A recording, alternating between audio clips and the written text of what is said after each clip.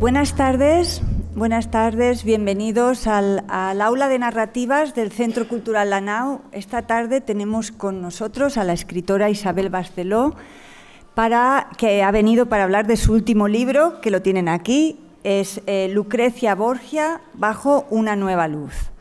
Isabel Barceló es licenciada en Filosofía y Letras en esta universidad, en la Universidad de Valencia, y ha trabajado durante muchos años como responsable del inventario y control de bienes muebles del patrimonio histórico y cultural del Ayuntamiento de Valencia.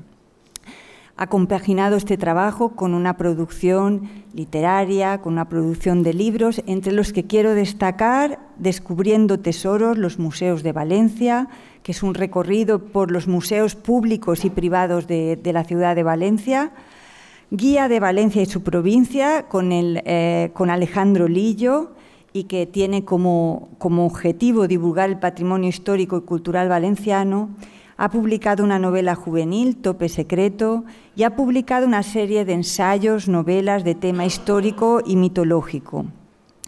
Dido, reina de Cartago, La muchacha de Catulo, Perseo y la mirada de Medusa, Orfeo desciende a los infiernos, La fundación de Roma, La ira de Medea, Las flechas de Eros.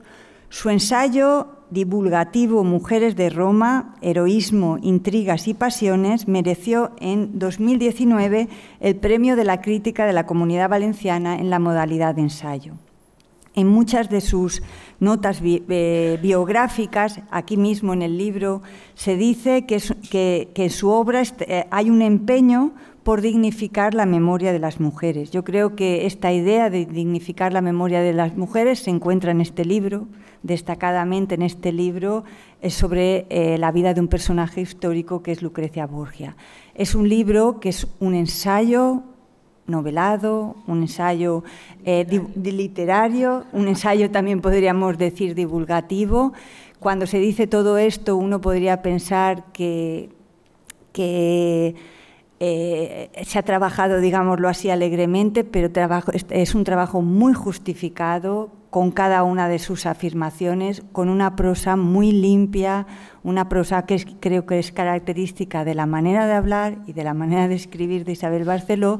Es algo que un libro al que pueden acudir los historiadores, a que pueda acudir quien tenga un interés, digámoslo así, científico o académico, pero un libro que también puede leer cualquiera y disfrutar de este recorrido por la vida de Lucrecia Borgia. Pero yo no voy a decir nada más porque tenemos a la autora aquí y yo me gustaría que ella presentara el libro brevemente para empezar. ¿Qué puede encontrar el lector en este libro?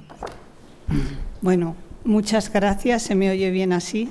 Muchas gracias, Cristina, muchas gracias a ustedes por acompañarnos esta tarde.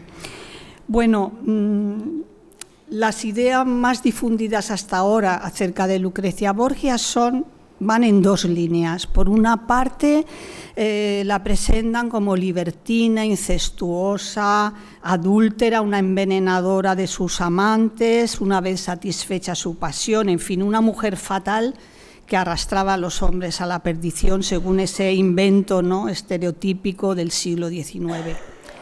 La otra línea, otra idea difundida, más entre quienes no creen tanto en las barbaridades que se decían en esa primera, quizá con voluntad un poco también exculpatoria, pues tienden a presentarla o a definirla como una víctima, como un mero instrumento en manos de su familia, una pieza en un tablero de juego, ¿no? Y así como la primera imagen, pues a mí me parece muy injusta, esta segunda, pues sencillamente me irrita también un poco. Porque cuando utilizamos esas expresiones, muchas veces sin darnos cuenta, pieza de juego, instrumento en manos de otro, lo apliquemos a Lucrecia o a quien sea, la convertimos en un objeto, en algo que ni siente ni padece, algo que se maneja como un muñeco sin vida, ¿no? Y le negamos su humanidad. Entonces yo lo que he querido en este libro, para ir al grano, es hacer un retrato de Lucrecia como el ser autónomo que ella fue, una persona que tiene sus propios sentimientos, sus propias aspiraciones, sus ideas, una manera de estar en el mundo, una personalidad, alguien que sufre y disfruta, que tiene virtudes y defectos, que comete errores, también tiene importantes aciertos. Y por eso yo, para conseguir eso, lo que he hecho ha sido colocar a Lucrecia en el centro de esta historia, de esta narración, y no me separo de su lado. Lo que hagan su padre, sus hermanos, sus maridos, fenomenal, pero a mí no me interesan más que en la medida y en el momento en que tienen algún efecto sobre ella. De ellos ya han relatado muchísimas cosas y en el futuro aún se relatarán más. Pero a mí lo que me interesa es Lucrecia, que fue una mujer que, como veremos quienes se acerquen a su biografía, luchó por forjarse un lugar en el mundo. Eso es, yo creo que así, grosso modo, ¿no? ¿Se entiende? Una clave para comprender al personaje, y queremos un poco repasar algunos aspectos de la vida, pero una clave inicial para comprender al personaje es situarlo en la época donde vivió, ¿no? Y que es muy interesante la época, claro, los años que le tocaron vivir. Entonces, una de las cosas muchas veces que nos acercamos a los personajes históricos, nos acercamos desde el presentismo, ¿no? Desde cómo nosotros vemos ahora el mundo.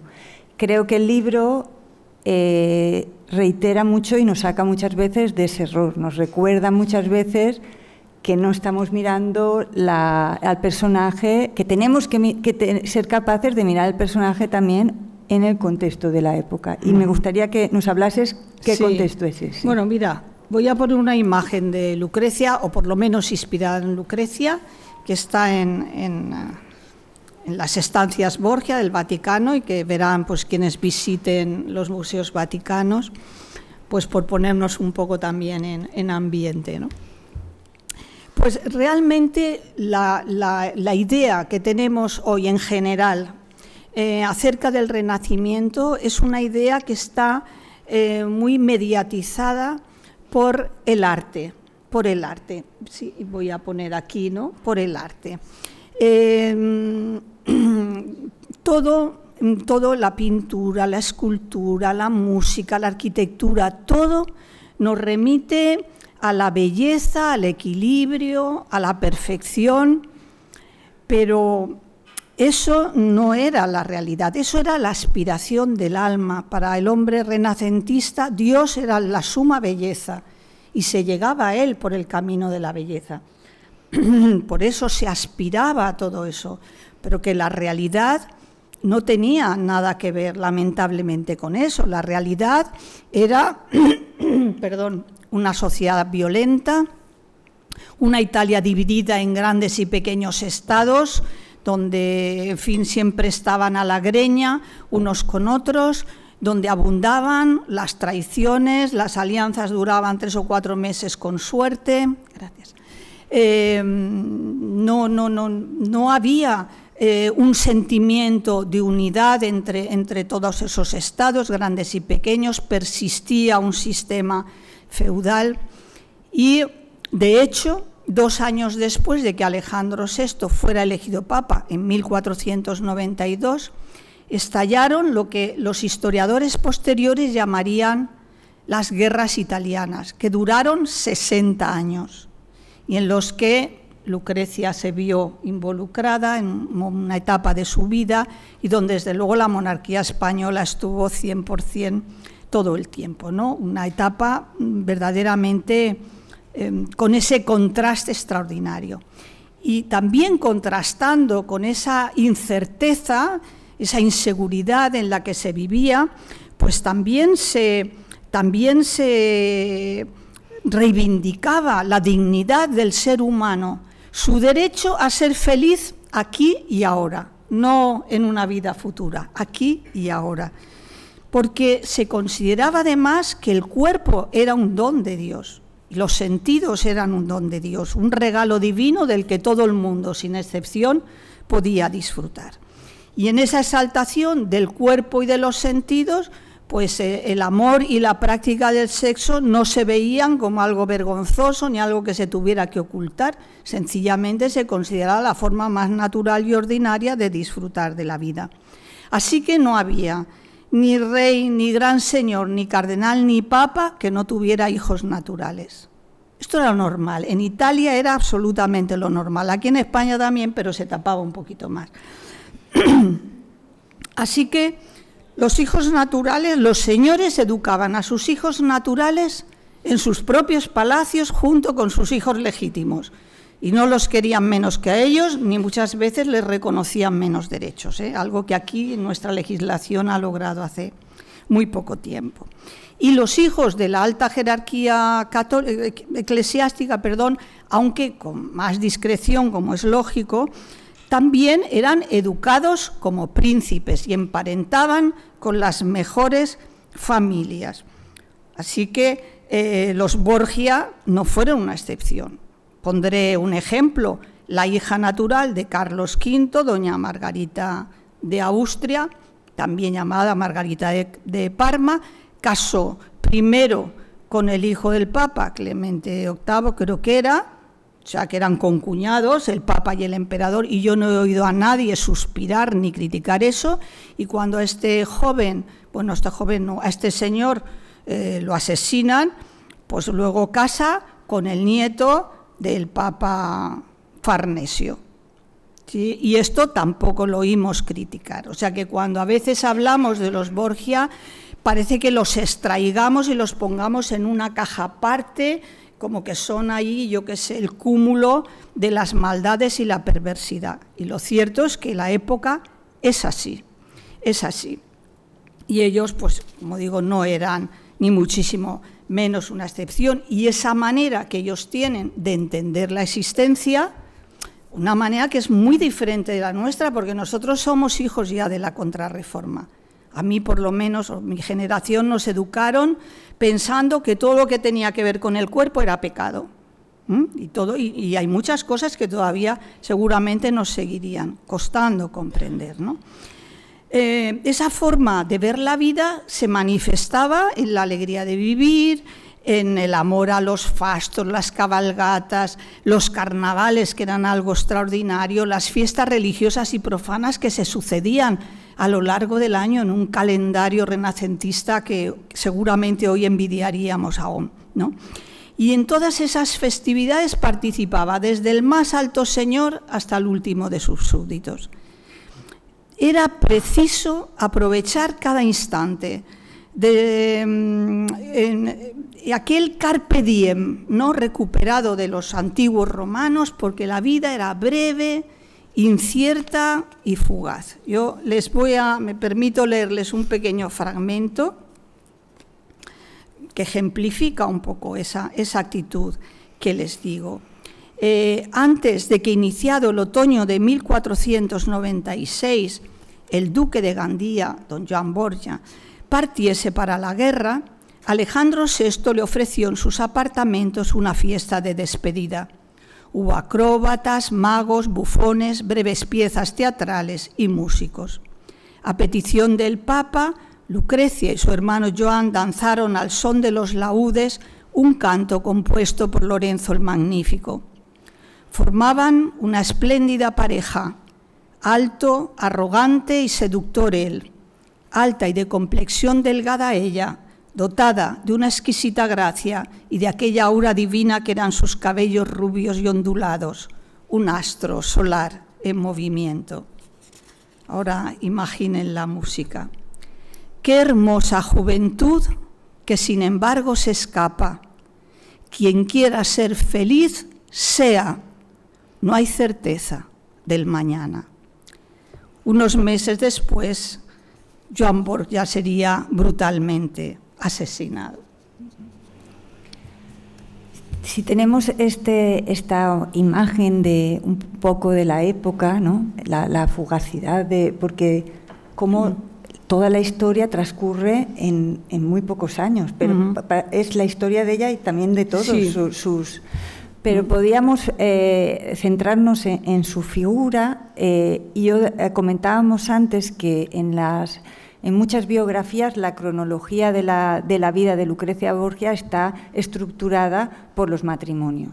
Si uno curiosea en Wikipedia, encuentra apenas unas líneas y luego ya dice matrimonios y cuenta la vida según. Pero el libro propone otra periodificación de la vida de Lucrecia, dividida fundamentalmente en dos partes. Podemos entrar en la primera. Sí, mira, efectivamente, aparece dividido en dos partes porque, en fin, todos los autores coinciden en que la vida de Lucrecia tiene un punto de inflexión que supone un cambio radical en su vida. La primera parte de su vida, que durará 21 años, transcurre en Roma. Y ahora sí que hablaremos de ella, como me proponías. Y la segunda parte se inicia ya con su tercer matrimonio, cuando ella se marcha de Roma, va a Ferrara, a Módena y Reggio, de la que será duquesa, y se produce ahí una diferencia fundamental, ¿no? Porque hay un cambio radical de ambiente, de espacio en el que ella va a desarrollar su vida así. Entonces, por eso ahí aparece esa diferencia.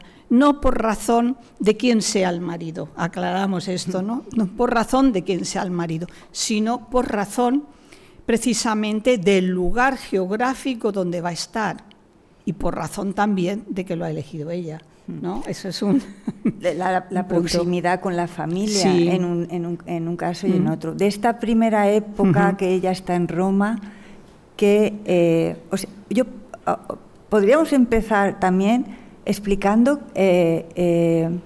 algo que ya has dicho, que raro es ser hija de papa, pero sí, en el momento, quiero decir, sería muy raro ahora, pero en el momento es como ser hija de un gran señor. Sí, efectivamente. Bueno, si quieres, pues os pongo una imagen. Bueno, esta es Lucrecia y su hermano Joan. Una imagen de la pareja formada por el cardenal Rodrigo de Borja, aunque aquí ya aparece como papa, y esta Vanocha Catanei, que fue su amante durante más de 15 años, o sea que era prácticamente, en fin, eso duraba más que un matrimonio. Entonces, de esa unión nacieron 4 hijos. El papa ya tenía 3 hijos anteriores de madres desconocidas, y aún tendría otro hijo posterior a estos, pero son por el orden en el que están puestos, a ver, de izquierda a derecha. Sí. César, que es muy conocido, Joan, que sería el duque de Gandía, Lucrecia, que la vemos ahí en un retrato, que se ha identificado con ella, y Chofré, que era el más pequeño de ellos, ¿no?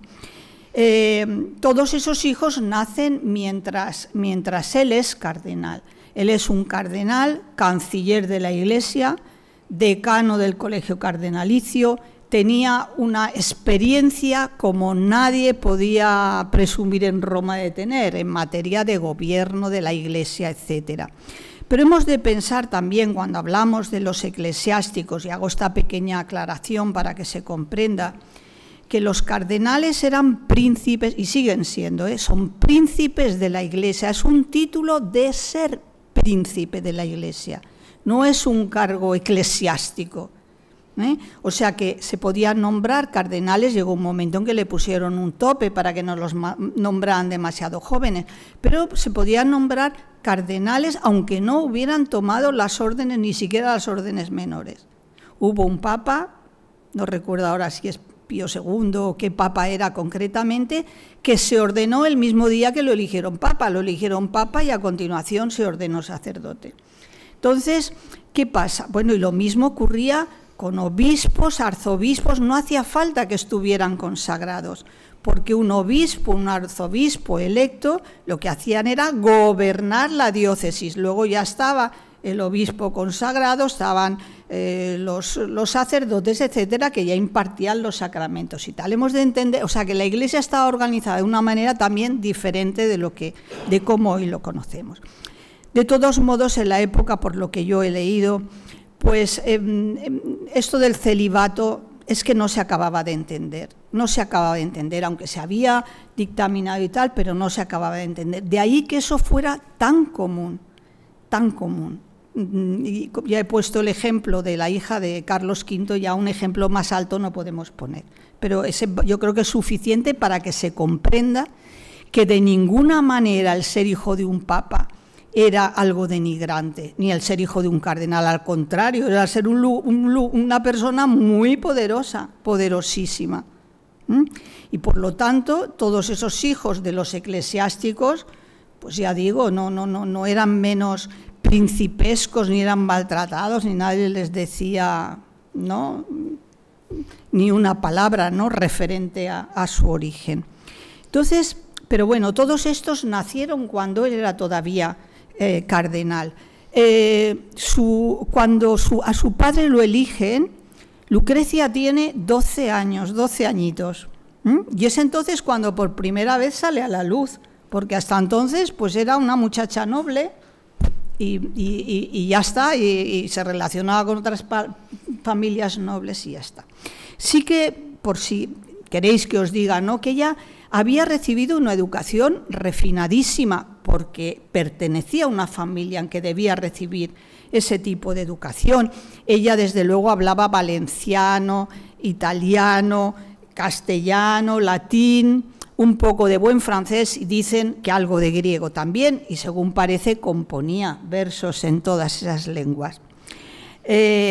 Por descontado que estudió la cultura clásica, la retórica, el dibujo, el bordado, sabía cantar y tocar el laúd, porque todo eso eran, digamos, enseñanzas imprescindibles en su época para alguien que tuviera cierto nivel. Amaba absolutamente la poesía y danzaba maravillosamente.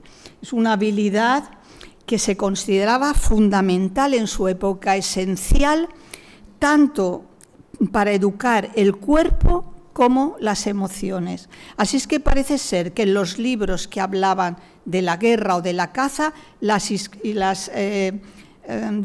instrucciones que daban eran semejantes a las de la danza. Y por eso la danza era una actividad esencial en hombres y en mujeres. Desde muy niños aprendían a danzar, a contener el cuerpo, a moverlo con elegancia, a moverlo oportunamente, a recordar, en fin, todos los pasos, y todo eso, ya digo, se consideraba que educaba también ese autocontrol. Y puesto que el cuerpo representaba el estatus y el poder de una persona y de su casa, pues era la forma más sublime de autocelebración, ¿no? Uno danzaba y bueno, y era un placer verlo danzar y se sentía felicísima la persona, ¿no?, de ver cómo lo hacía. Entonces, ella toda esa formación que recibe y que continuará a lo largo de su vida, ¿no?, porque ella se relaciona, en fin, con los humanistas y con los artistas más importantes. Primero cuando su padre era cardenal y después siendo papa, no digamos ya, pues muchísimo, ¿no? Así es que, en fin, ella tiene una educación a la que se une esa capacidad que ella tiene, porque ella tiene un gran don de gentes. Todo el mundo decía que era de mucha gracia y alegría al hablar, ¿no? Y aquí la palabra gracia la voy a explicar qué quiere decir en esa época. La gracia significaba que una tarea o una cuestión que era difícil, como es, por ejemplo, danzar bien, uno la realiza como si no le costara ningún esfuerzo, como si realmente le saliera natural, cuando eso todos sabemos el esfuerzo que requiere. Lo mismo pasa con el hablar. La gente también aprende a hablar porque practica, porque le enseñan, ¿no? Pero cuando alguien lo hace con facilidad, con rapidez, con simpatía adecuadamente, pues esa persona tiene gracia. Entonces, pues ella era una persona de mucha gracia, decían, y alegría al hablar. Era una persona muy afectuosa, como veremos luego, y tenía muchas cualidades y sencillamente enamoraba a todo el mundo que la conocía. En la época romana pasan acontecimientos muy importantes en su vida, como son 2 matrimonios, maternidad. También aquí, con los matrimonios, es importante señalar que, claro, son matrimonios todos, de alguna manera, acordados, pensados con carácter político, ¿no? Para hacer uniones políticas. Sí. ¿De esto qué podríamos decir de él? Pues mira, el Papa, además de ser la cabeza visible de Cristo en la tierra, pues era un soberano, y como tal soberano gobernaba los estados pontificios. Es decir, él poseía un poder terrenal muy limitado para su gusto, pero poseía eso y era por lo tanto un soberano. Desde el mismo momento, porque Lucrecia en principio estaba destinada a haber sido a casarse, había un contrato de matrimonio, 2 contratos de matrimonio para casar con un noble valenciano.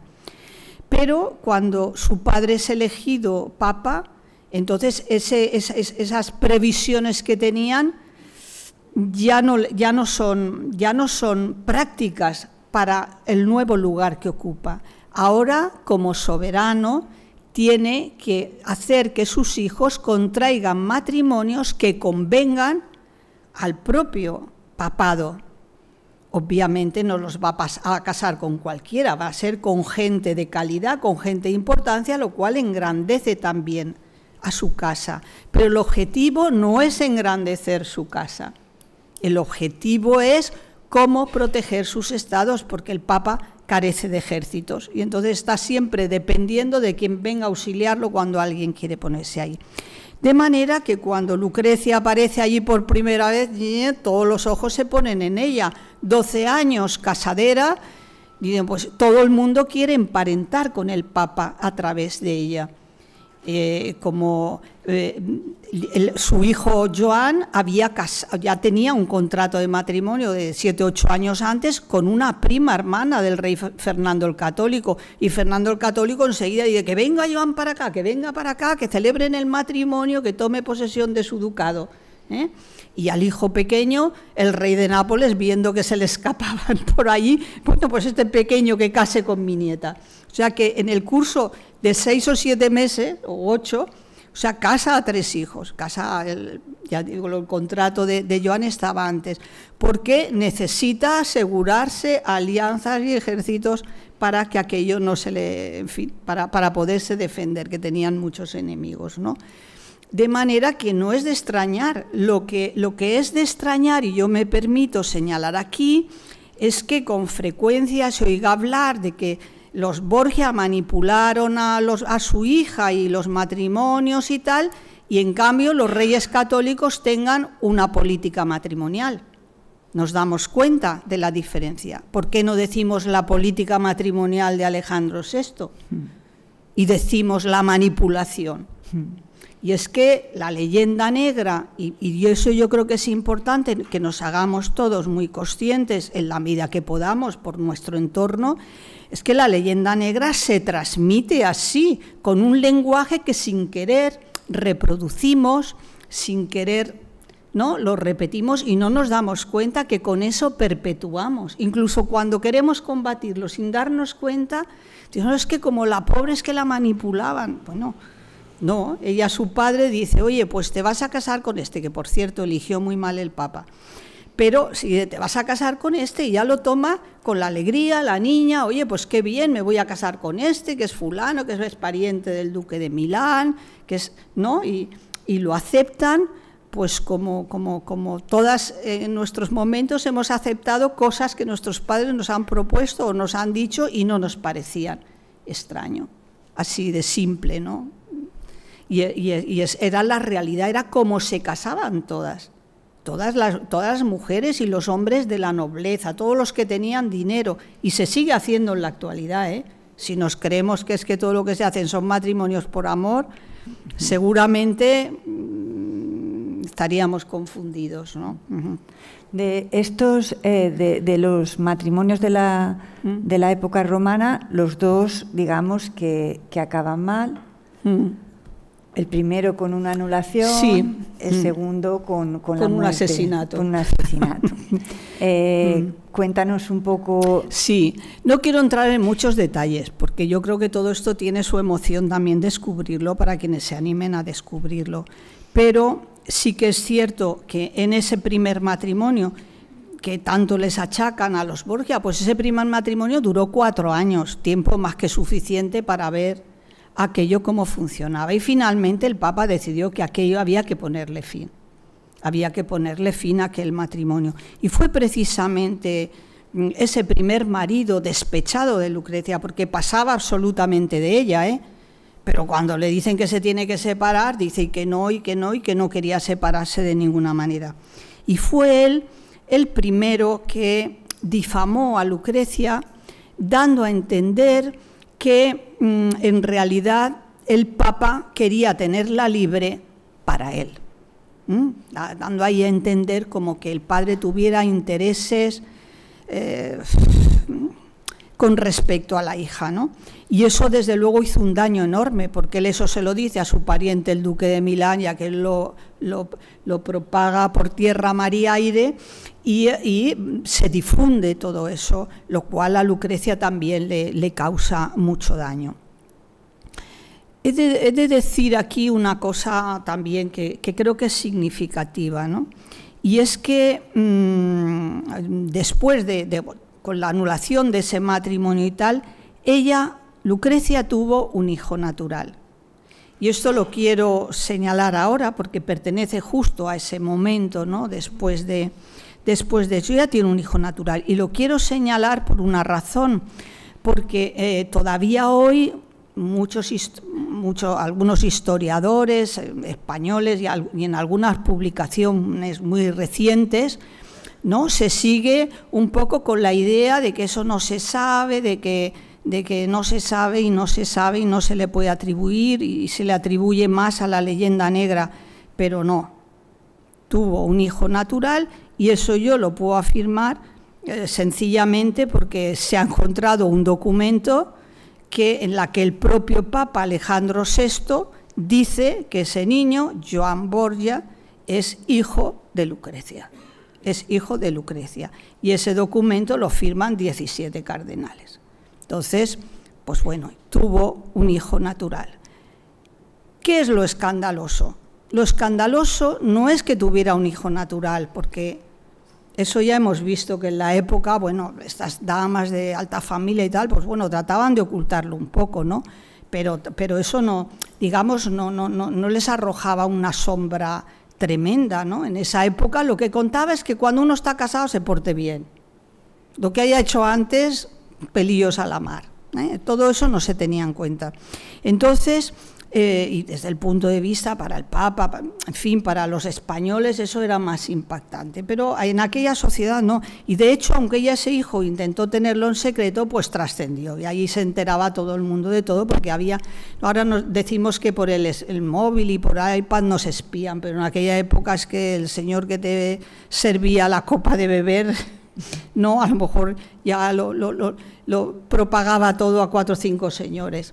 Entonces, eso es una realidad. Lo que ennegrece este hecho es el que se le atribuyera que fuera hijo de un incesto, fuera fruto de un incesto. Esa parte es, digamos, la que pertenecería a la leyenda negra. Pero ahí he de decir, permitirme que no vaya más allá, pero decir que la propia Lucrecia se equivoca, porque ella quiso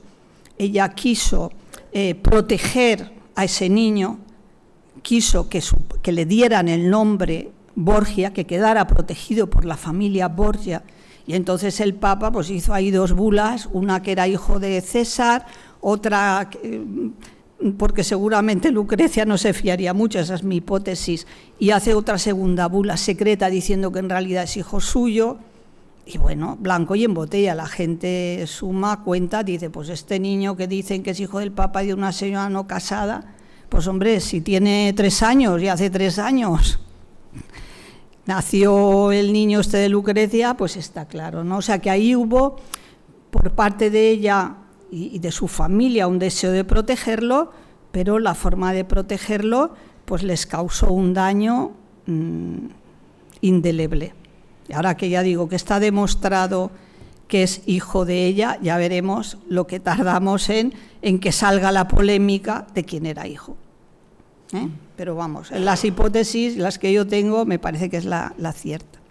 Esa es la cuestión. Entonces ahí, esa parte sí que me interesaba dejarla claro. Allí en el curso de unos poquitos años, 4 o 5 años, se producen muchos hechos dramáticos.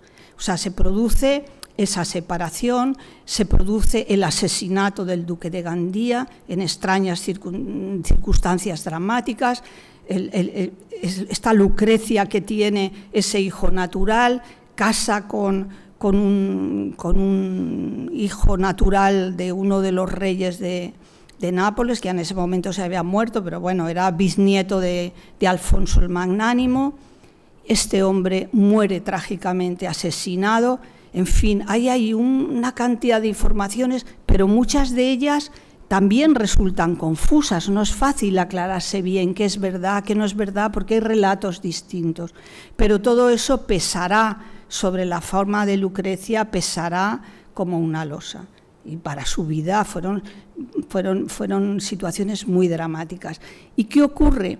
Que con todo eso oculta otra parte de la vida de Lucrecia en esa etapa romana, que es una parte importantísima, que es el hecho de que ella tiene unas experiencias de gobierno extraordinarias que, sin embargo, han venido pasando como muy desapercibidas, ¿no? Y yo sí que quiero señalarlas. ¿Me permites? Sí. No me acuerdo qué tengo yo por aquí. Sí. Bueno, sí. A ver, esa nada, vamos a considerarla de transición. Esa es la diferencia entre toda la información que tenemos de cuando ella está en Roma y lo poquito que sabíamos de cuando estaba en Ferrara. Bueno, ella en esa etapa, ella es nombrada por su padre gobernadora de una de las provincias pontificias. Jamás una mujer, ni antes ni después de ella, gobernó una provincia pontificia. Eso era lo nunca visto, pero nadie protestó. Y ella gozó de una fama enorme por el gobierno que hizo de esa provincia. Fue también señora de Nepi y fue señora de Sermoneta. Y esto de Sermoneta tiene su especial interés, es una curiosidad, pero creo que refleja lo que es Lucrecia. Lo que Lucrecia ya es, no voy a decir ni siquiera potencialmente, sino que es ya un hecho.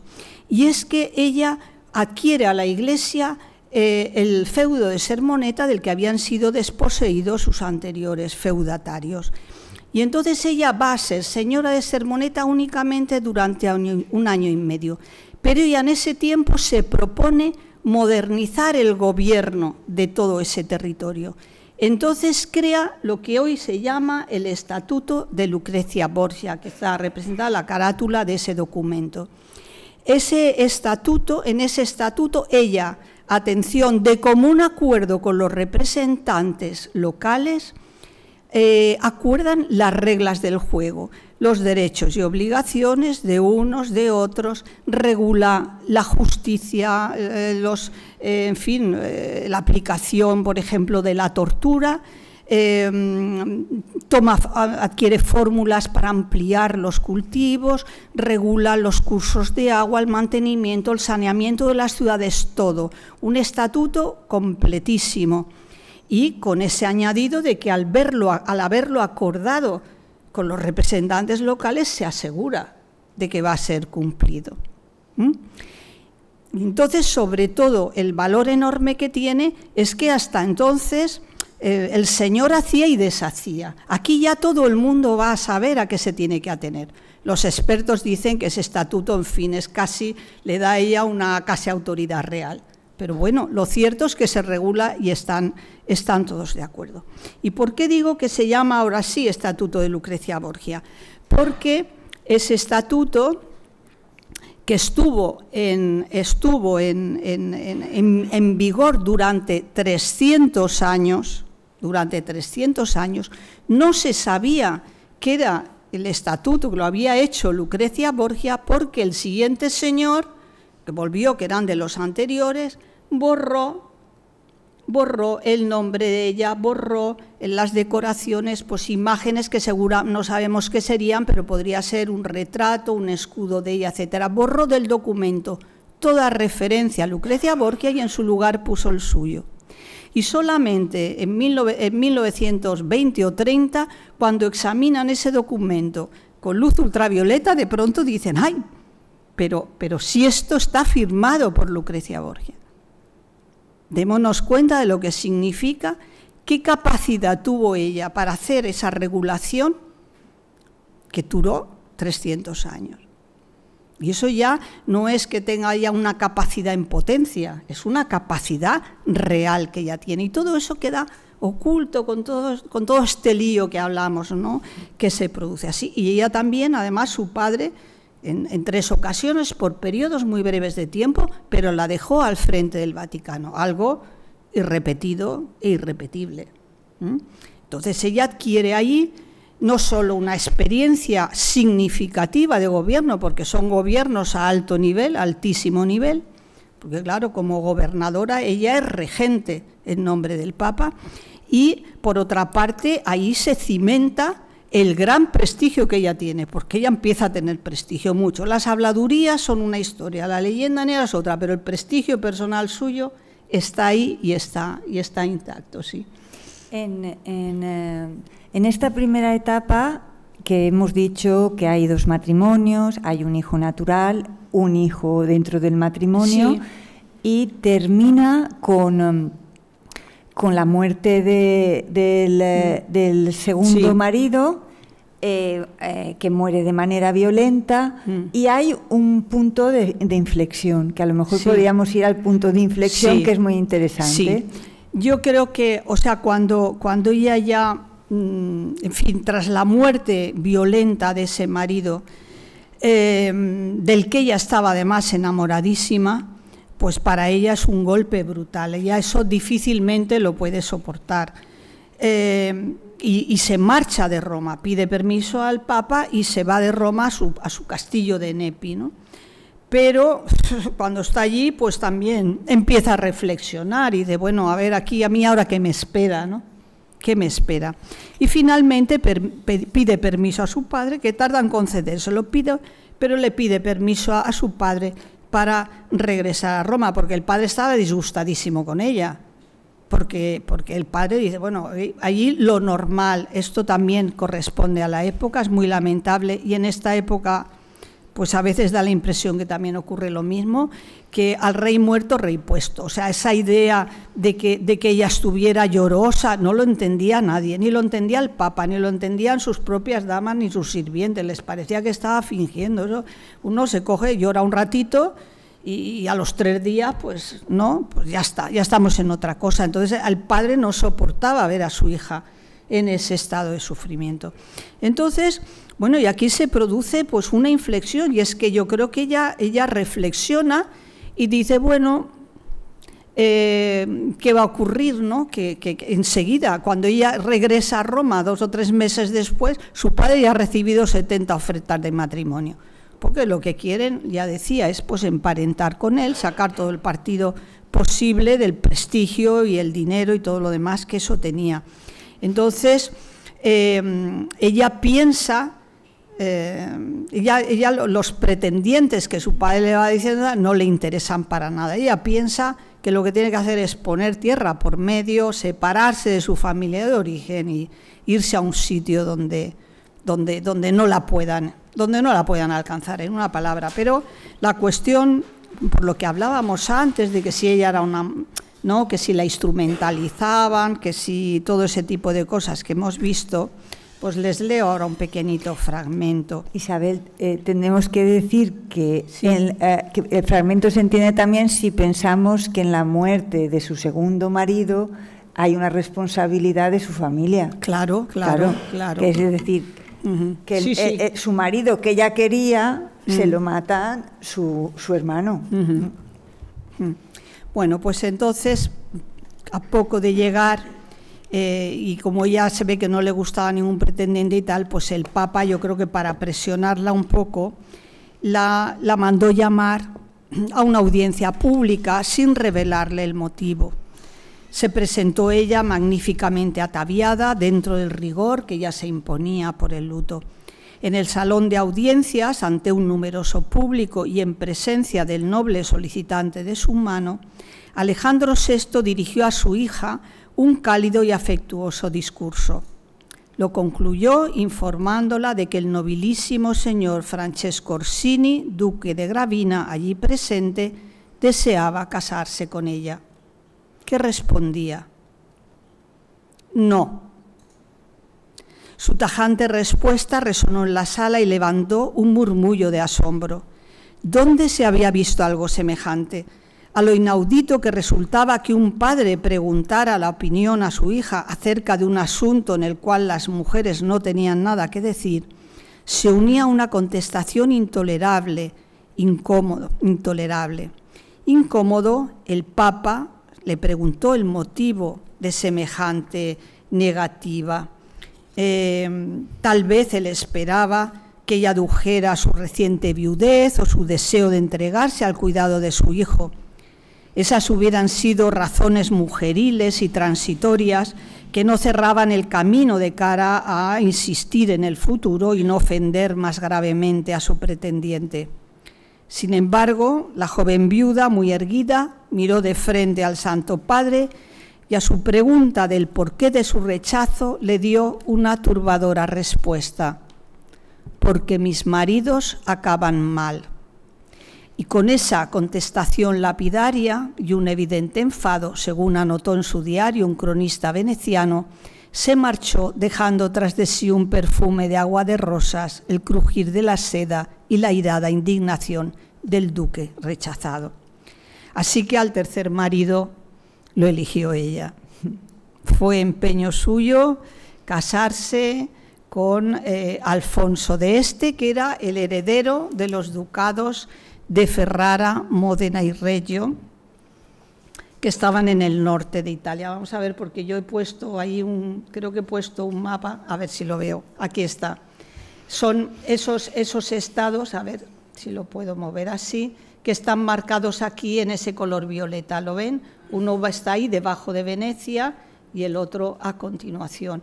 No son territorios muy grandes, pero eran territorios muy estratégicos, porque allí cualquier ejército que entrara por fuerza tenía que pasar por allí, ¿no? Es un territorio ventajoso y desventajoso a la vez, ¿no? Podríamos pensar que Lucrecia ahora, con el matrimonio con Alfonso de Este, claro, primero se va de Roma y luego se aleja de la familia. Entonces, sobre la familia, que antes hablábamos de las peculiaridades de la familia Borgia, las peculiaridades y las similitudes con otras familias, para entender también los vínculos que unían, lo extraño que nos parece a nosotros ahora, pues, por ejemplo, el querer a un hermano que ha matado a tu marido, o tener un vínculo, o el vínculo que tenían, las relaciones que tenían. Entonces, un poco de la familia y también de la valencianía, ¿no? ¿Qué se puede decir de eso? A ver, pues la familia Borja, en mi opinión, era muy valenciana, no solo porque lo fueran sus costumbres, su lengua y en todo, ¿no?, sino porque tenían un carácter pues muy alegre, muy expresivo, más efusivo, que contrastaba absolutamente con las familias italianas que, como comentábamos antes, ¿no?,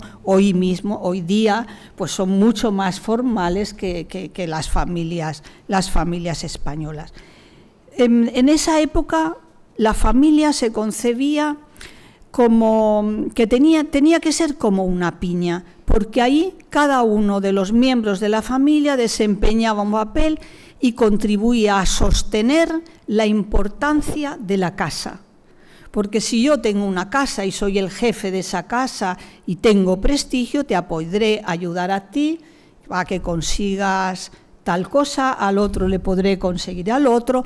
Para ello era importantísimo estar todos muy unidos. Por eso los cardenales eran algo, vamos, que se perseguían más que cualquier otra cosa, porque un cardenal adquiría un grandísimo poder dentro de la Iglesia, cantidades ingentes de dinero, y con eso no solo apoyaba al jefe de la familia, sino que además conseguía múltiples beneficios de todo tipo. Las familias actuaban así, como una piña. Pero luego, pues las piñas también, a veces los gajos también, cada uno se despista por su lado. Pero en el caso de los Borgia, y quitado ese episodio dramático del asesinato del marido de Lucrecia, que César justificó también a su manera, y no está claro muy bien en realidad qué pasó, pero lo cierto es que en otras familias habían más disensiones, pero la de ellos eran como una piña. Eso no quita que Lucrecia a su hermano no le hablara, o, en fin, ella estaba profundamente dolida, tenía muchos motivos para estar dolida, pero esos lazos de sangre eran poderosísimos. Ella era la niña de los ojos de su padre. Sus hermanos la adoraban y ella los adoraba a todos también, aunque con César siempre ella era consciente de que era para ella un peligro, porque César era un huracán y no se sabía por dónde iba a ir. Pero fueron siempre relaciones estrechas y, de hecho, aun cuando muchos rumores insistían en que ella abandonó a su hermano, porque su hermano, claro, saben que cae prisionero de Fernando el Católico, está aquí en España en prisión y tal, pero ella no es cierto, ella no abandonó nunca a su hermano, jamás. Entonces, pues era una familia muy alegre, muy afectuosa y muy, muy unida. Otras familias con menos se hubieran roto, y la de los Borgia, ¿no? Eso es una realidad, ¿no? Luego la familia con la que ella emparenta, que es la familia estos de Ferrara, pues esos había que echarles de comer aparte, pero era de lo más común, ¿no? No tenían nada que ver con los Borgia. De la segunda etapa de su vida, una vez a este punto de inflexión, ha conseguido casarse con quien ha elegido ella e inicia una etapa diferente en Ferrara, ¿no? Sí. Sí. Allí ella, esa etapa distinta, ¿cómo vamos de tiempo? A ver, por justillo. Sí. Ya, vale. No, pues esa etapa que ya tiene en Ferrara, a pesar de que los pronósticos no podían ser más oscuros, pues la verdad es que es una etapa para ella, creo yo, a pesar de que está llena de escollos, dificultades, etcétera, es una etapa de grandísima plenitud, porque ella realmente allí puede desplegarse tal cual ella es. Esa oscuridad que he dicho antes, que se había hecho porque no aparece en las crónicas, pero porque era una corte pues que no estaba todo el mundo pensando qué hacían el duque ni la duquesa, pero en realidad ella, toda esa etapa se desarrolla mucho como gobernante. Ella en 1505, ella y su marido, a ver si la encuentro, se convierten en duques reinantes de Ferrara. Esta es la medalla conmemorativa de esto, y se llaman duques reinantes porque eso, digamos, funcionaban como auténticas monarquías. Ferrara era un feudo de la Iglesia y Módena y Reggio era un feudo del emperador Maximiliano de Austria y luego, claro, de Carlos V.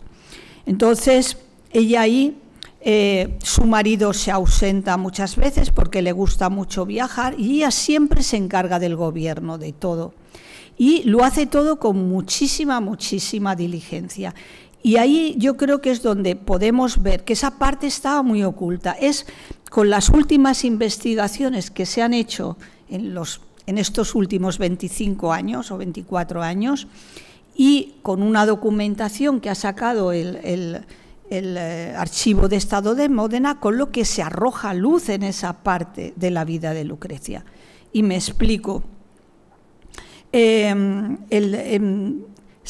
celebrado en el 2002 la llegada de Lucrecia a Ferrara, en 2005 el 5º centenario también de su acceso, de ella y su marido, al trono ducal, en 2019 el 500 aniversario de la muerte de ella.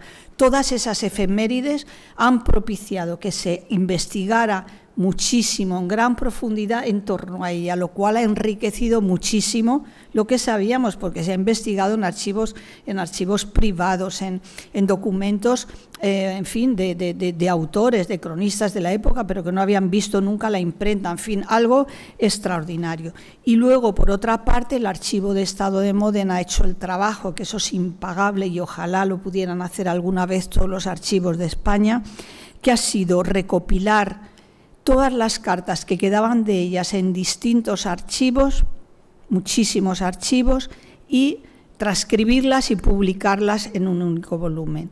Eso nos ha dado acceso a leer las más de 727 cartas que quedan de Lucrecia. Eso es un material de primerísimo orden, porque en una carta, digamos, se refleja la manera de pensar, la manera de ser, cómo resuelve los asuntos, las relaciones con los familiares, las relaciones políticas de la persona. ¿A quién van dirigidas las cartas? Uy, bueno, a ver, hay en esa recopilación, hay, que es de todo lo que hay, ¿no? Las primeras 40 y tantas o 50 son de su etapa romana. Es pobre lo que hay de esa etapa, pero es que los archivos del Vaticano fueron quemados, ya lo sabéis, ¿no? Con Carlos V y tal. Y el resto son de ahí. Entonces, mayoritariamente van a familiares,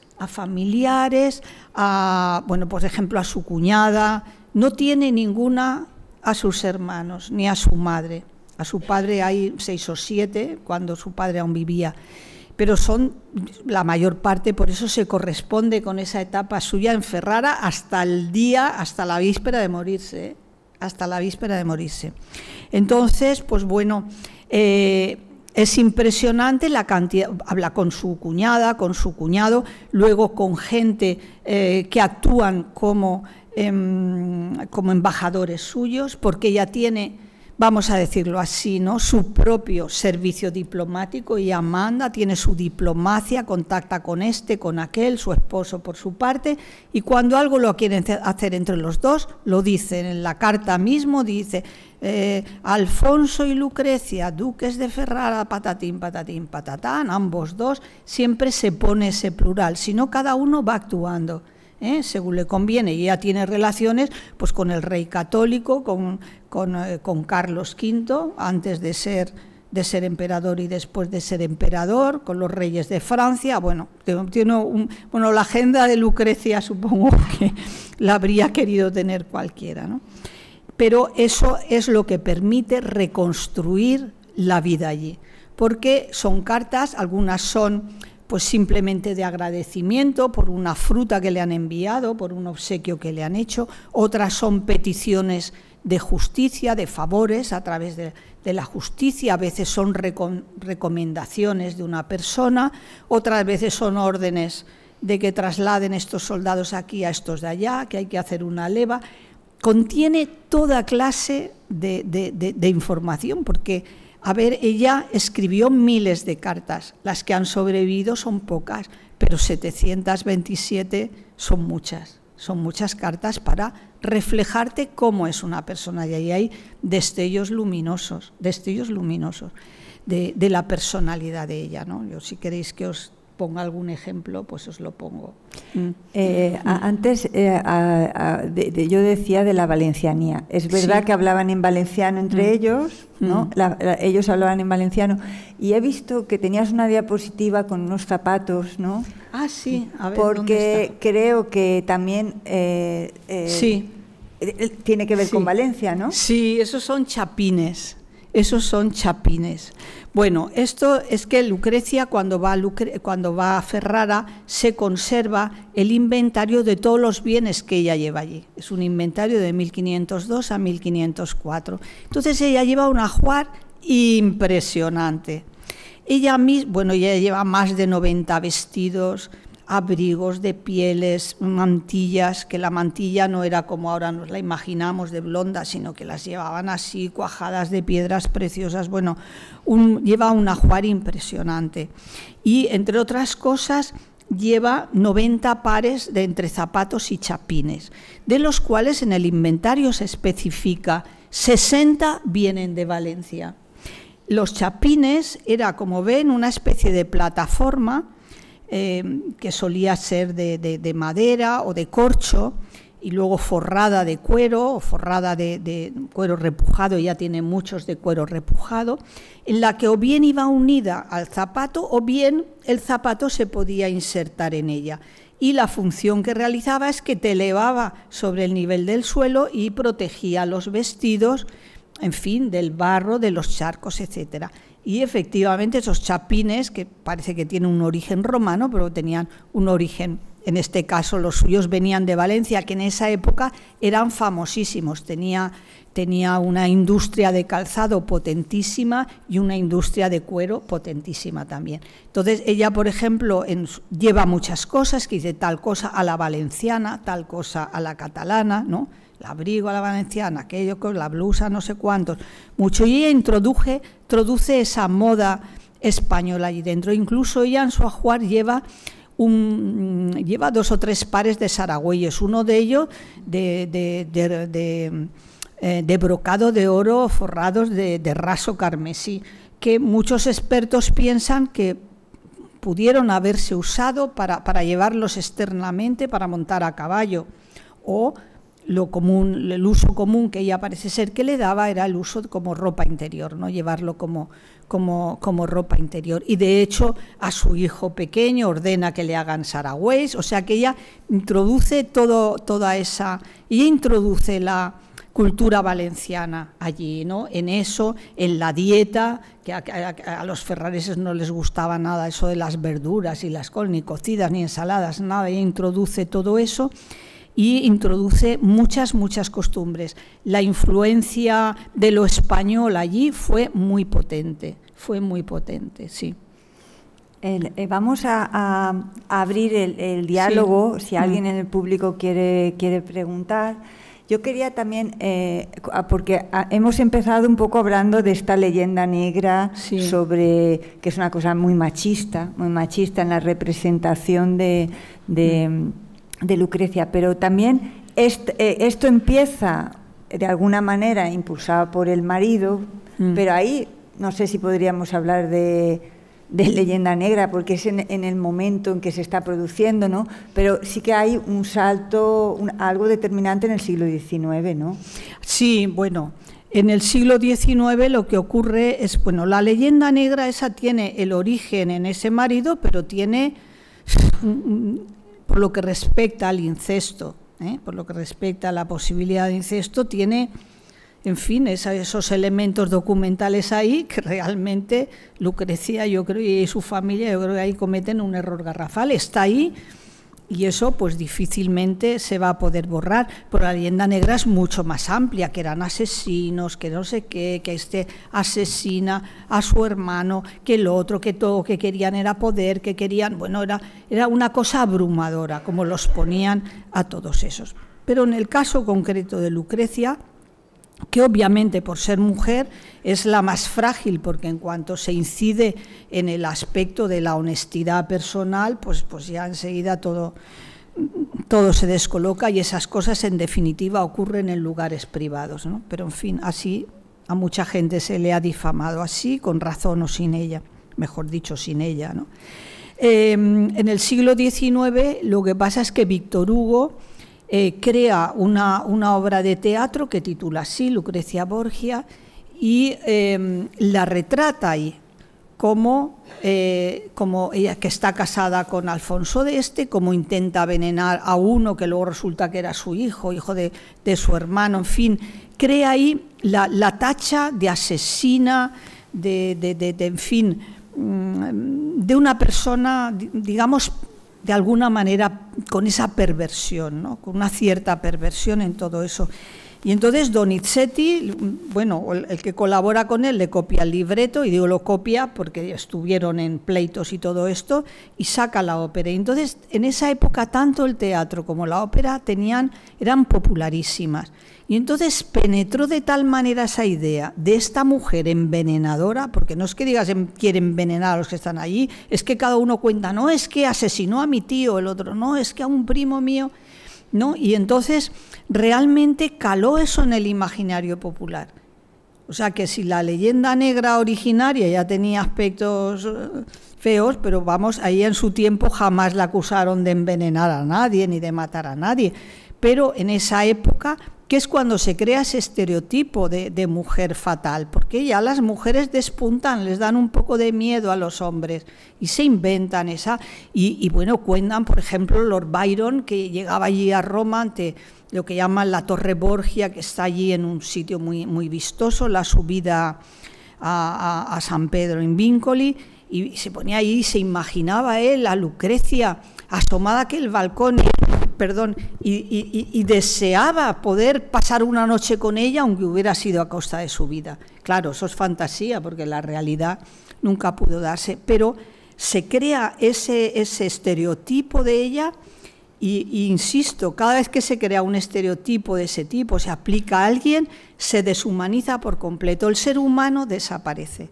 Y desafortunadamente, si miramos en Internet por ahí, asesina, en fin, depravada, es lo menos. Y se siguen publicando novelas en que repiten una y otra vez las mismas cosas, y que asesina no sé quién y asesina no sé cuántos.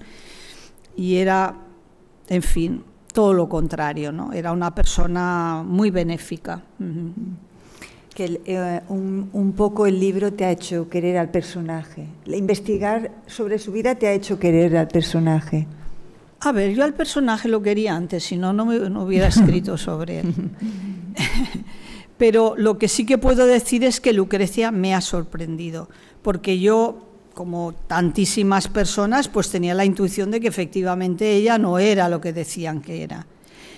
Pero la verdad es que, claro, ya vas viendo muchas cosas que te confirman que efectivamente es así, pero no encuentras dónde agarrarte. Yo ya estaba escribiendo el libro cuando se publican en Italia las cartas.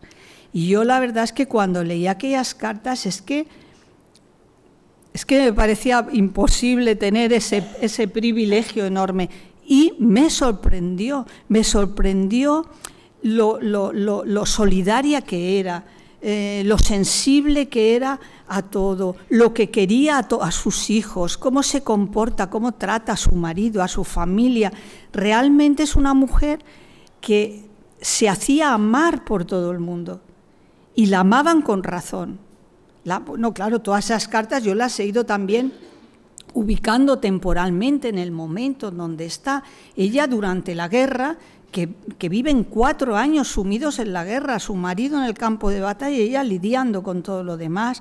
Ella en ningún momento, ni en los momentos de mayor pánico, cuando la gente ya, porque tenían a los enemigos ahí, nada, a 1 hora de camino, y la gente ya estaba pensando en huir, ella sale a la calle con sus hijos, va a la iglesia con tranquilidad para que la gente sepa que si la duquesa está aquí, no corremos peligro.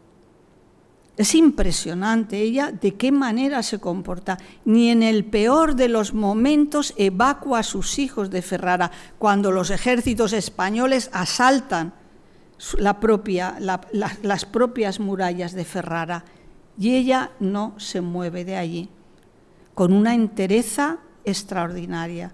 Y bueno, y a su marido, que lo tenía informado absolutamente de todo, porque él está en el campo de batalla y ella le da toda la información caliente, toda la información más de última hora. O sea, lo tiene informado para que sepa cómo va todo, porque entonces ahí todo iba por mensajero, ¿no? Como es lógico. Y ella realmente, ella, por ejemplo, protege a los judíos de Ferrara, y los judíos de Ferrara le devuelven el favor cuando ya lo necesita, ¿no? Ya es una persona que tiene además el deseo y la voluntad de gobernar bien, porque tienen un estatuto, parece que hay problemas, los asaltan, y ella toma una decisión, dice, no, aquí que reciba en castigo todo el que se atreva o todo el que haga algún mal a alguno de los judíos de nuestros ducados. Y dice, y al mismo tiempo les dice, y si en el estatuto actual hay algo que no está bien, decídmelo para que lo corrijamos y pueda funcionar bien. Y ya no sé, no sé cómo decirte, no es una persona que ya que no se note, ¿no?, que hay errores. Si hay un error en él, un estatuto que había hecho su suegro, para que lo podamos corregir y esto no se dé. Entonces ella es una mujer amadísima, porque en todos esos momentos de tanta angustia, de tanto sufrimiento, porque murieron muchos hombres en esos combates, ella socorrió a las familias, los socorre con alimentos, con bienes, los visita cubierta, hace de todo por ellos. Y hizo una cosa que fue muy, muy celebrada en su época, que fue, nos puede parecer hoy extraño, pero bueno, impuso y ella suministró a todos los hospitales o los lugares que se habilitaron como hospitales una cama para cada herido, porque hasta entonces era costumbre que en un mismo lecho estuvieran 2 y hasta 3 heridos, con lo que eso significa, ¿no? Y vieron en eso un gesto de humanidad realmente extraordinario. Entonces ella es que no podía por menos que ser apreciadísima y querida, y luego pues la fama que ella tenía y su corte por refinamiento, por cultura, por mecenatismo, los grandes poetas que la cantaron, Ludovico Ariosto, Dios mío, Pietro Bembo, pues tenía un prestigio altísimo, y en esa época el prestigio, bueno, como en esta, ¿no? ¿Qué pasa si un banco de pronto pierde prestigio? Se va al garete. Pues aquí pasaba exactamente lo mismo. Y ella supo mantener ese prestigio altísimo. Vamos a abrir el diálogo. Por allá hay una pregunta. Espera un segundo que llevan el micrófono. Ah, sí. Ay, estamos aquí con esta imagen, pero es igual porque está muy bonita. Sí. Digo que antes que quitéis la imagen de los chapines o tapines, sí. Me ha llamado la atención porque leyendo el Vita Christi de Sor Isabel de Villena, que es una recreación del Evangelio, con las protagonistas son las mujeres, habla de la dote que le da Dios a la Virgen y nombra 2 pares de tapines. Qué bonito. Y, por lo visto, tenía mucha fama los tapines hechos, la artesanía en Valencia, de ahí la calle Tapinería, que es donde estaban los artesanos de los tapines. De los tapines. Eso por un lado. Pero por otro, a ver, también me ha llamado la atención cuando has hablado de que ya se tienen 700 y pico cartas, ¿no?, que escribió Lucrecia. Y entre esas cartas has dicho que hay algunas a su cuñada. Me imagino que te refieres a María Enríquez. No, lamentablemente no hay ninguna carta de ella a María Enríquez en esta colección, que se supone que han buscado en todos los archivos del mundo, ¿eh? No hay ninguna, pero ella sí que tiene referencia de María Enríquez. Por ejemplo, ella cuando va a Ferrara, en su dote, en todos los bienes que lleva, sí que lleva unos cojines de cuero labrado y dorado con las armas de la duquesa de Gandía. Y luego también ella, en su inventario, también aparece el regalo que ella le hace a su cuñada de un rosario de coral blanco y con ¿cómo se llama? Bueno, con unas piedras, ahora no me viene a la cabeza. Es un regalo que le hace cuando siendo ya su cuñada monja. Pero sí que me consta que entre ellas hubo siempre muy buena relación. Lamentablemente ahí no tenemos cartas de ella. Yo sí que había leído que se carteaban. Sí. Pues, ahora he pensado, porque pienso que ese trabajo que se ha hecho de recuperación de las mujeres Borja, principalmente Lucrecia, pero también María Enríquez, ha estado muy, muy olvidada. Incluso yo soy de Gandía, y en Gandía la mayoría de la gente de María Enríquez solo sabe que es el nombre de un instituto, y después una plaza. Pero cuando se conoce la historia y se sabe todo lo que hizo, pues fue una duquesa regente increíble con todo lo que hizo. Llevó a los mejores para la construcción de la colegiata, Periconte, San Pablo de San Leocadio, y una persona que gestionó muy bien el patrimonio del ducado. Extraordinaria. Y se enfrentó a su suegro, Alejandro VI, porque cuando matan al hijo Juan, al marido de ella, Sí. el Papa lo que quería era coger el ducado y dárselo a otro, ¿no? Entonces ella se enfrenta. Vamos a sí, dejarlo de ahí, alguna a ver. manera sí. Sí. Entonces ella dice, no, yo tengo mi hijo y mi hijo es el heredero. Claro. Entonces el Papa dice, bueno, pues vale. Ella lucha por su pero hijo, claro. todo lo de Italia, de Nápoles y todo esto, eso sí que me lo quedo yo. Entonces ella dijo, no. Y como era ella familia de Fernando el Católico, pues el Papa no se atreve a enfrentarse a Fernando el Católico. Pero más que nada lo digo porque es interesantísimo ese trabajo de recuperación de la historia, Sí. de poner en valor, de quitar todos los mitos y todas las leyendas Sí. negras. Y yo te digo, si sería posible hacer lo mismo, pero con el personaje de María Enríquez, porque es que no hay nada. Bueno, yo ahí así a palo seco no me atrevo. Me tienta, pero no me Bueno, atrevo pues, a comprometer, pero sí me tienta. Pues Me tienta, sería me estupendo, tienta. porque te digo, es que no hay nada de nada de nada. Bueno, gracias. Gracias. Ha sido muy interesante, gracias. Sí, gracias. Es que no oigo. ¿Más preguntas? ¿Nadie tiene alguna? Aquí nos han quedado un montón de cosas por ejemplo, una de las cosas que has dicho es que Lucrecia quería gobernar y quería gobernar bien. Y Sí. parece que tenía el libro de Eiximenis, ¿no? Sí. Ella en la dote que lleva, en ese inventario, vienen también los libros que se lleva. Lleva 15 libros y entre ellos hay el libro de Eiximenis, que se llama el Dotze del Cristià, que hace referencia al buen gobierno en una ciudad cristiana. Este Eiximenis, ya sabéis que estuvo aquí en Valencia y fue consejero de los jurados de la ciudad.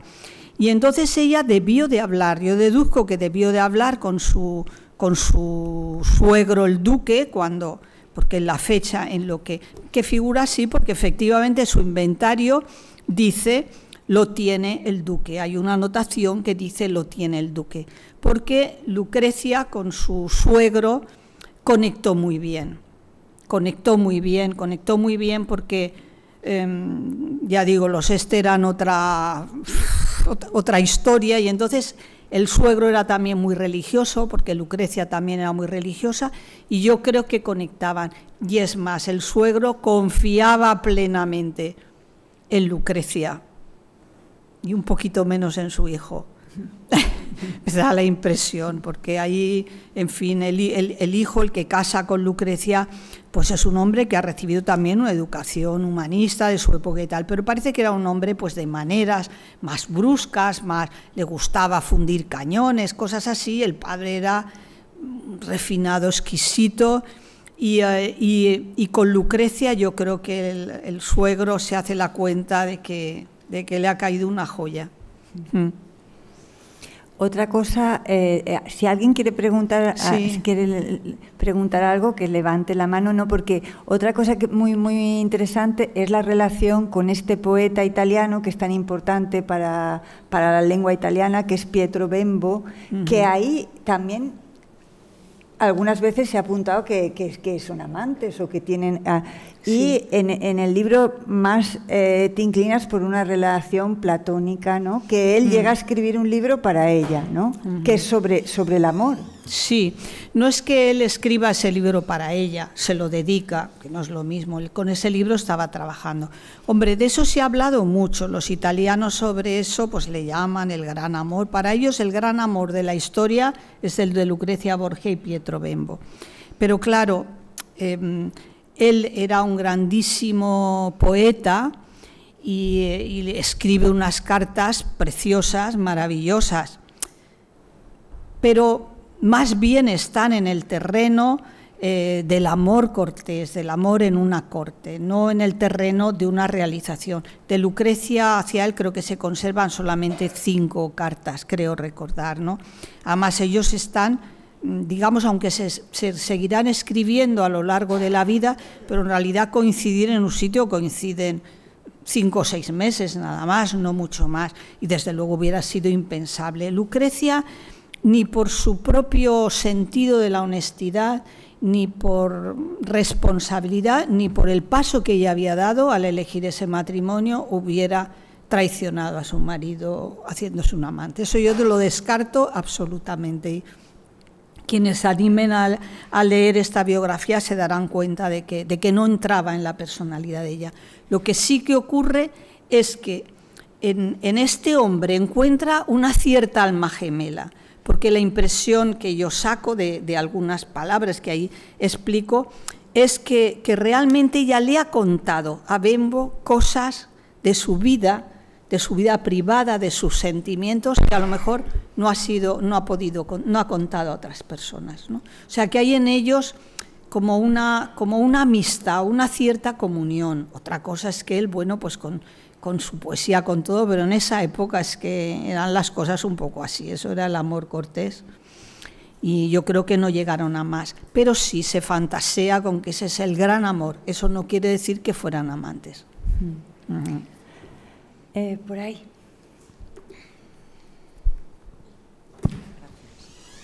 Bueno, no sé lo pertinente que pueda ser esta pregunta, pero bueno, me está motivando a hacerla.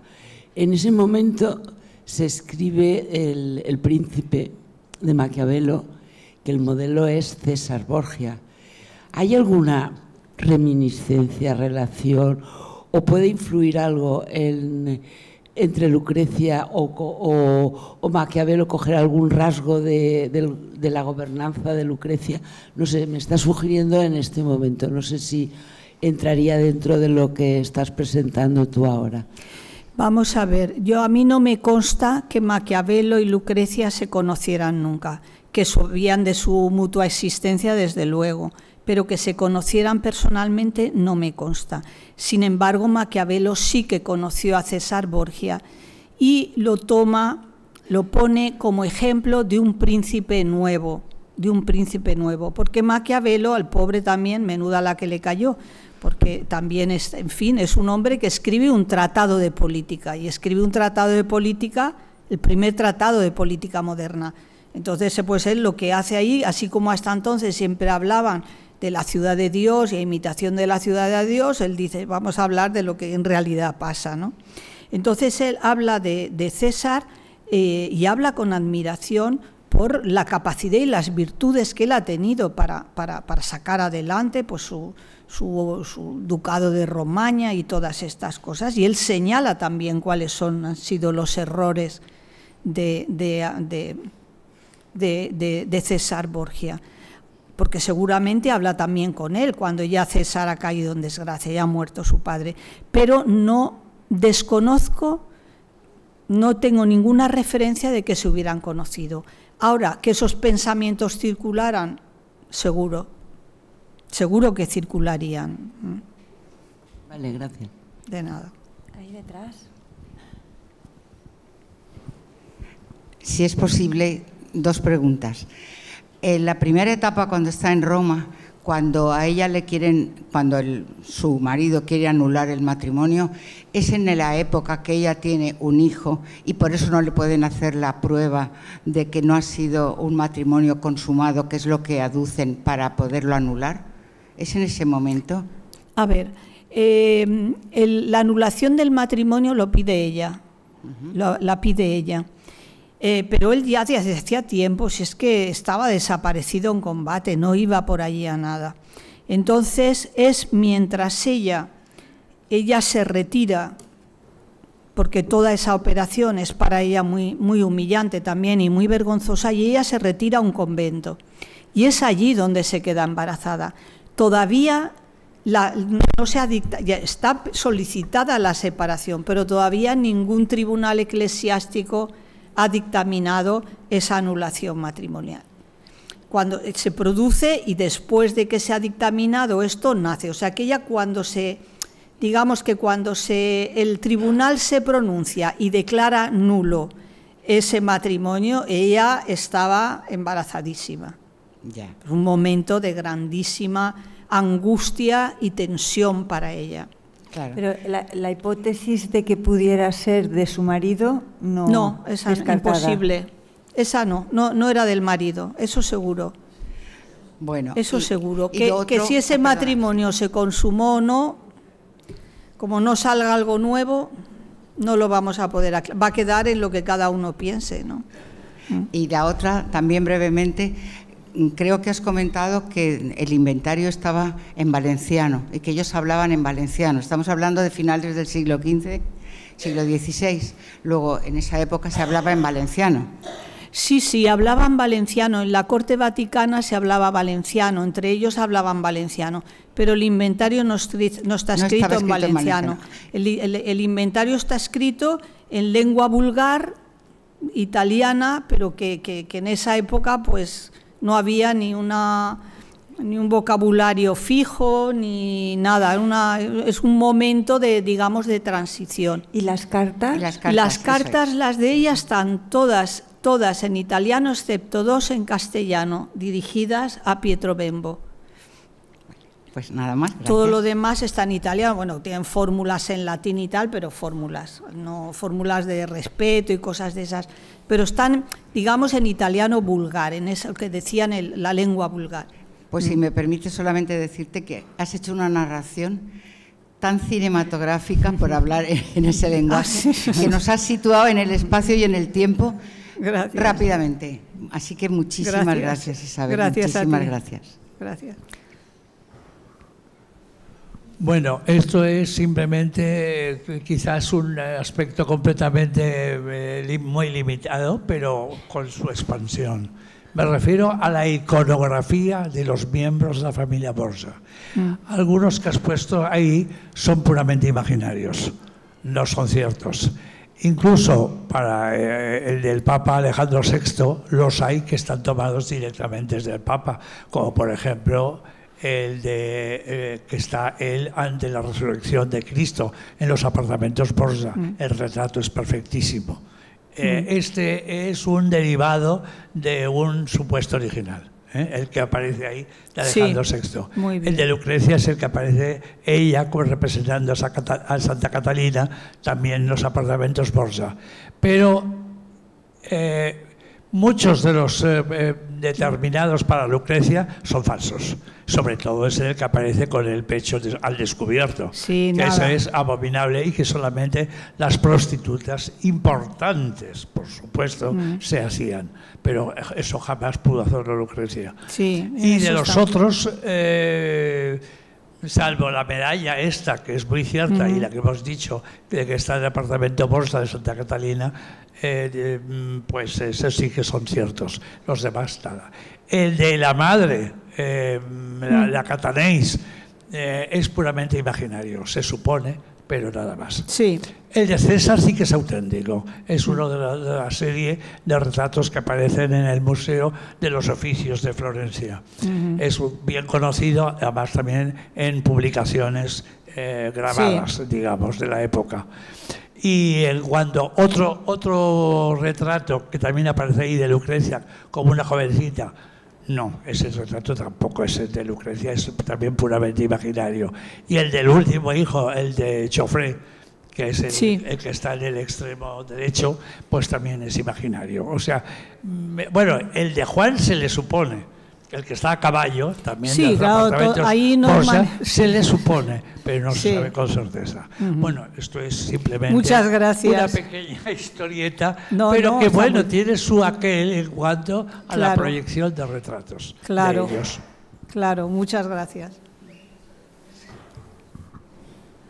Bueno, creo que terminamos. Yo quiero decir ahora, aprovechando esto de los retratos, quiero decir que el libro está muy, muy, muy bien editado, tiene fotografías, tiene retratos, tiene una cronología, una bibliografía buenísima, un libro muy cuidado y tiene una sorpresa en la página final, que es la propia firma de Lucrecia Borgia. Yo quiero darle las gracias a Isabel por haber recuperado esta Lucrecia Borgia nueva, ¿no? Para haberla recuperado, por haber venido aquí al aula y por esta charla tan buena que nos ha hecho, y esta tarde que nos ha hecho pasar aquí. Muchas gracias, Isabel. Muchas gracias.